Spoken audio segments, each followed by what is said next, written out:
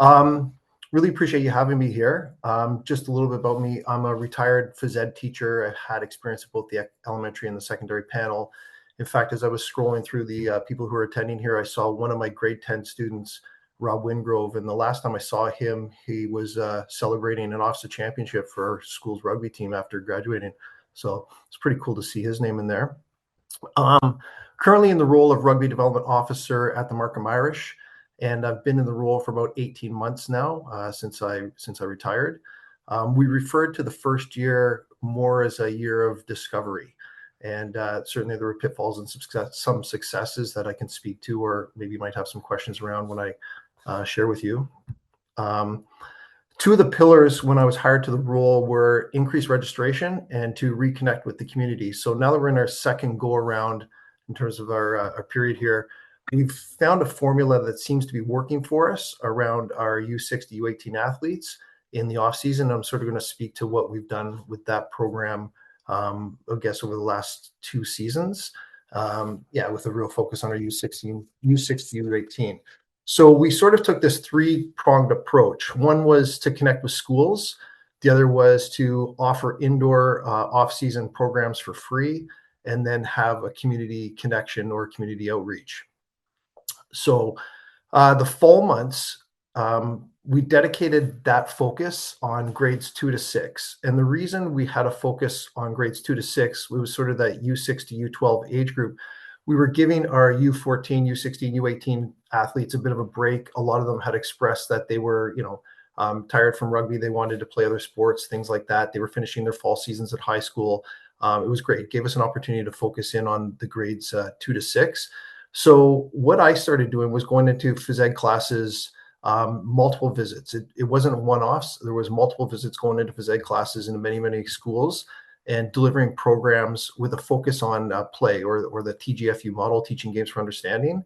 And then when we would finish a couple of days in those schools, we handed out recipe cards, gave posters to the teachers to put them in classrooms that would sort of drive kids towards our indoor programs, which we were offering on Saturdays. So we focused on these grade 2 to 6 students or athletes, and went in there hoping to drive them towards the indoor facility, which we had in Stouffville on Saturdays. And again, we were offering free programs. We had 2 programs running, or we do have 2 programs running.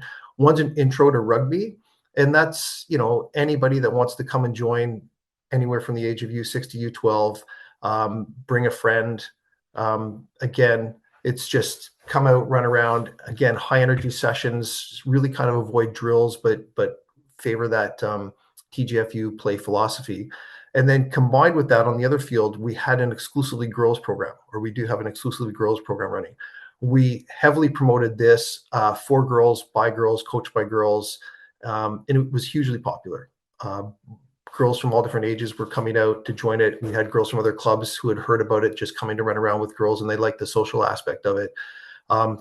So we were offering those 2 programs free in the fall to anybody that wanted to come. And then we'd do little initiatives like bring a friend day or try rugby day, in the hopes that we would, increase registration or increase the number of people that wanted to come out and give it a go.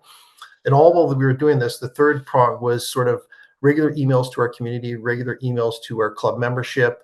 Our programs were heavily promoted in our social media, and we were constantly giving out these recipe printed ads that we had and posters so that they could be put up in schools or taken back to hockey teams, this kind of stuff. So that was the 3-pronged approach that we did. The winter season, which I call sort of now, and that's our time, early December to early February. The school visits themselves have taken on a little less, I guess, much slower. Occasionally I'll go into high schools now. Again, it's multiple visits, and delivering programs 3 consecutive days or 4 consecutive days with the same class, in the hopes that we get them playing, something that resembles rugby in their classes by the end of my visits. The indoor training that we have, which is still being offered in Stouffville on Saturdays, it's still free, but that intro to rugby and exclusively girls program now is morphing into a combination of those 2 programs in a house league. And that house league has U6 and U8 players playing together. It's flag. and U10 and U12 players playing together. And it's 9 weeks. And this becomes now a pay to play. So it's a bit of a revenue generator for us to offset the cost of the free programming and paying for the fields at an indoor facility, which you're all aware is pretty expensive. On the other field, we have our team-specific training happening, and this is where we're getting our U14 and our U16 and our U18 athletes back in, running around, bringing friends, just starting to get back into that, thinking about rugby mode as we head into hockey playoffs or the end of whatever they've been doing that is not rugby related.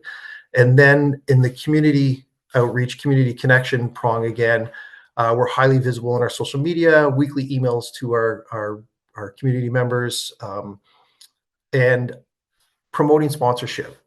So this is a time when we have a little bit more time that's not on the rugby pitch or in schools, and I'm out there promoting sponsorship, looking for sponsors in the hopes that maybe they'd want to take on some sort of sponsorship role as we head in towards the season. And then as we head towards the spring season, the shift changes for the schools that I'm visiting. We're now in late February and working into March. I'll focus on the grades 7 and 8s. So that's your U12 and your U14 group. And again, it's repeat visits, playing with a purposeful move, playing games with a purposeful move towards having them play flag rugby.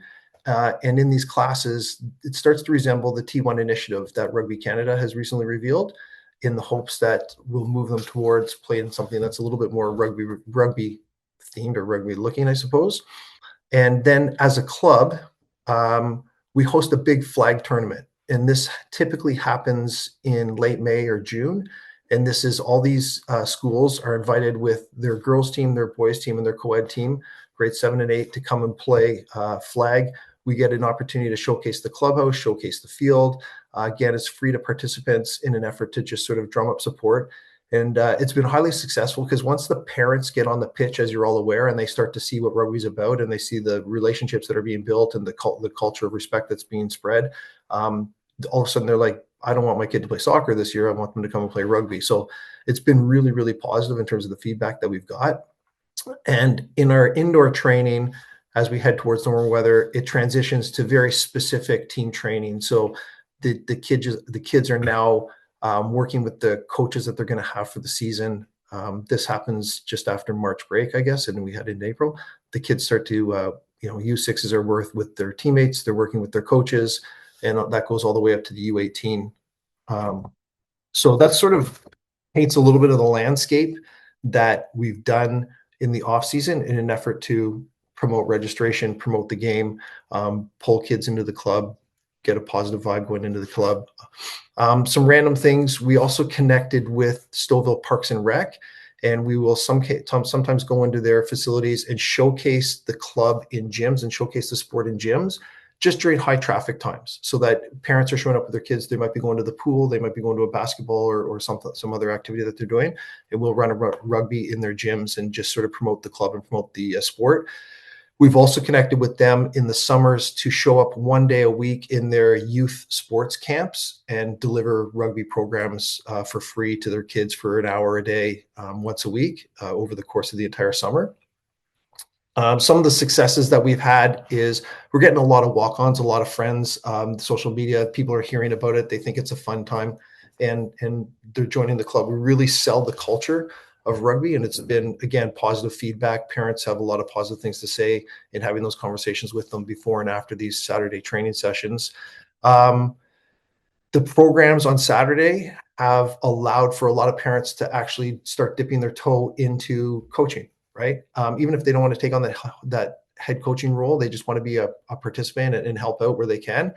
They're on the field, they're involved in the games, whether that be playing octopus with noodles with our U6s or whatever that is, or holding a pad for kids to run into when they're getting at the older grades or older ages. A lot of positive support from the parents. Last year, so I said a year of discovery, so not this past fall, but the previous fall, I sent out 7 emails. 12 schools responded, and now we have 23 contacts. So just by delivering these programs and word of mouth, and the phys ed teachers and the principals talking amongst one another, it spread. I didn't send out a single email this year because we just didn't have the power, the labor force to supply all the schools that were sort of reaching out to us. And that's one of the pinfalls, like going in that many times and delivering repeated programs rather than one-offs requires a lot of personnel to contribute that we can't get into all the schools that we want. And then, of course, finding dynamic coaches that have that time of the day to be able to go into schools is tough. So there's definitely, a pitfall there. I guess it's, the nature of doing something well or having success is that it grows and you're having difficulty filling in those spots. There is also obviously a cost associated with running the indoor programs. That's why that introduction to rugby and exclusively girls sort of morphed into a house league so that we could offset the cost of running the free programs. Those are probably the immediate pitfalls that I could think of as I talk about sort of the landscape of what we did in the off season. That was pretty quick. I know it was a bit of a snapshot, but Okay, that gives people lots to think about, I think. Let's open it up. We have questions. Is there more you want Brent to elaborate on? Challenges, logistics of it? I'll maybe start us off, Brent, by saying, if you were to start in this role again, would you do anything differently? great question.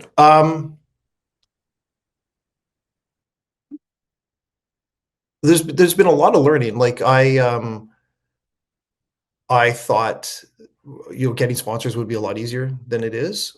Certainly, I would work harder to network with the people that we already have in our club and sort of start those conversations so that we could potentially offer 2 hours of indoor training time because we have a number of people who are willing to sponsor the space or contribute to the group. In terms of reaching out to the schools, I've been pretty fortunate because being in the education profession for 31 years and teaching at both the secondary and elementary, I had a lot of connections to start with, right? Like I would send those emails, first couple of emails out to people I knew or principals that I knew. Stu, questions? Yeah, thanks for sharing. I'm out here in Kitchener-Waterloo region, and we were lucky to have some access to the schools. I know when I was in Toronto, it was really, really difficult. The boards were just really hesitant to having anything that looked or smelled like contact. But out in the Kitchener-Waterloo region, it's great. So we've had, I really appreciated your comments about going back a few times. I'm not sure we got all the bandwidth to do that. Sounds like you're having some volunteer step up, which is great. But one of the things that we did last year that we had a lot of success with was a grade 9 try rugby. And one of the comments that we got back was, how could we do more games, gamification? So just, off the fly for the discussion here, have you got any ideas about that, age grade, sort of 14, 15? When you're running, it was essentially 2 half-day sessions. We had about 200 kids come out, grade 9 kids in the region.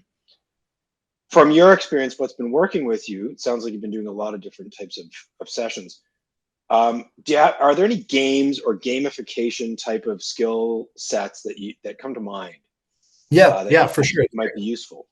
So what I found is there's this recipe, and it's a transition through a couple of different games that get them towards playing rugby, and that is like 10 pass, where you're attempting as a team to complete 10 consecutive passes in any direction, and however you want to throw the ball, while the other team defends, right? And once you hit 10, that's a point for your team.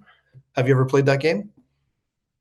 So if you imagine, like a 40-foot by 20-foot rectangle, and both teams are in, let's call it, 12 kids on each team. They're inside that square. One team has pennies, and the penny team is trying to complete 10 consecutive passes. They can't run with the ball, but they can pivot, and of course you get kids starting to defend and take away lanes and so on. You can't rip. So it's like a variation on the chaos rugby kind of thing. Yeah. And then that transitions to pass tag. So if you and I were a team and Jocelyn, we were pennies and Jocelyn was not wearing her pennies, you and I could pass. If I didn't have the ball, I could move. You couldn't. You'd pass to me, and we're attempting to tag the people that are not wearing the pennies. And then that transitions into ultimate rugby, which is essentially, ultimate frisbee playing rugby, which transitions into now you can run with the ball. If you make the decision to run with the ball and you get tagged, it's a turnover, right? So those things, like those 3 games themselves, take up a full hour by the time you're sort of stopping and explaining and the kids are learning. And then the second day we're into, let's play ultimate again. Now we'll add a couple more rules that are rugby related. You can only pass backwards. If you get tagged, you stop running. You turn, you can pass backwards, and we play game on, and then we move into flag. So that would be like 2 days at that age level that fill, in a fair. That's great. That's a lot. So quick follow up. Do you spend any time on some of those rugby fundamentals, like here's how you actually pass, or run forward, pass backwards drills, a couple of knuckles and noodles, kind of defensive structure kind of thing? I try and avoid anything that we call them water park drills, where kids are standing around. So if it's just me in the school, it's a lot of gameplay. Like, it's constantly gameplay.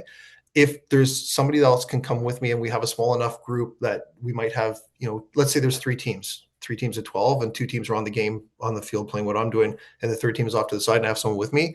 They might run a little 3-person, move forward, pass backwards kind of thing, so that they know that when we get to game 2, oh, this is what I'm supposed to do. It's such a counterintuitive game, right? That we will do those kinds of activities if we have the personnel.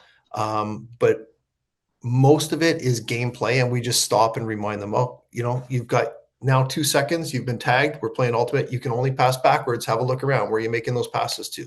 So it's talking through, but a lot of gameplay over drills. And how many, roughly, when you're doing that type of work, obviously you said sometimes you have some people, sometimes you're on your own. Yeah. Roughly how many participants are you dealing with at a time? Just usually a phys ed class. So we're talking 30-ish, 32, at the most, something like that.